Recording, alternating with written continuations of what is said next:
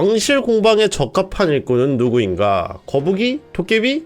우선 돌쇠는 빠져있고, 자, 가공 공방의 경우 빠르게 작업하기 위해 작업 속도가 빠른 도깨비로 작업해 주셔야 합니다. 이거는 그냥 정해진 거예요. 자, 중요한 건 생산 공방입니다. 일반적으로 장인 40레벨 도깨비 일꾼은 150 정도의 작업 속도를 가지고 있으며 생산 공방 작업 시간이 1시간 소요됩니다.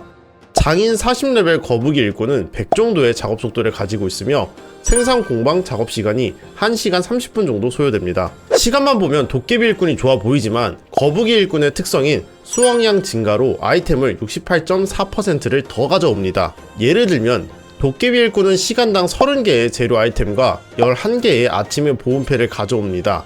거북이 일꾼은 시간당 50개의 재료 아이템과 11개의 아침의 보온패를 가져옵니다.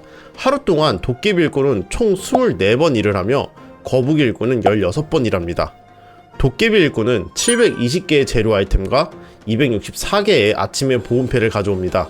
거북이 일꾼은 800개의 재료 아이템과 176개의 아침의 보온패를 가져옵니다. 재료만 본다면 거북이가 10% 정도 더 많이 가져오며 아침의 보온패는 도깨비가 30% 정도 더 많이 가져옵니다.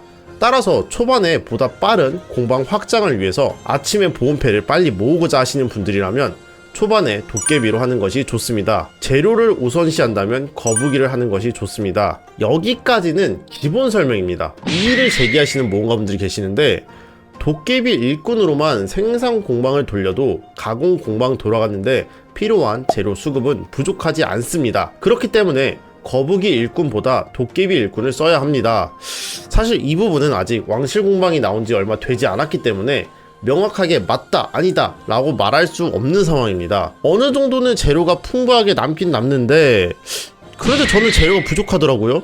왜냐하면 저는 비싼 가공품만 제작을 하고 있거든요. 물론 저렴한 가공품을 제작하게 된다면 재료가 부족할 일이 없어 보이기는 한데 제가 왜 저렴한 가공품을 만들어야 하죠?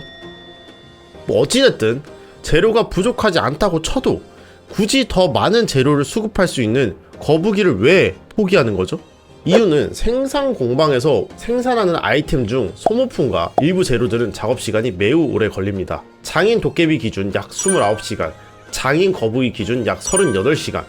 만약 월요일 0시에 도깨비와 거북이가 동일하게 다과 한 상을 제작 시작했다고 칩시다. 같이 작업을 시작하지만 도깨비는 화요일 오전 5시 종료, 거북이는 화요일 오후 2시 종료. 이어서 한 번 더 작업 시간이 오래 걸린 아이템을 제작한다고 한다면 도깨비는 수요일 오전 10시 종료, 거북이는 목요일 오전 4시 종료. 네, 이처럼 오래 걸린 아이템을 제작할 때만큼은 도깨비가 압도적으로 빠르며 거북이는 매우 느립니다. 그리고 그 차이는 결국에는 하루를 통으로 날리는 상황까지 옵니다. 왜냐하면 예를 들어 수요일에도 다과 한 상과 같이 좋은 아이템이 나와도 거북이는 이미 하던 작업이 있기 때문에 작업을 시도조차 할 수 없으니까요. 그렇기 때문에 도깨비로 생산 거점을 돌리라는 이야기가 나오는 것입니다. 그럼 재료를 덜 가져오는 도깨비가 정답이냐?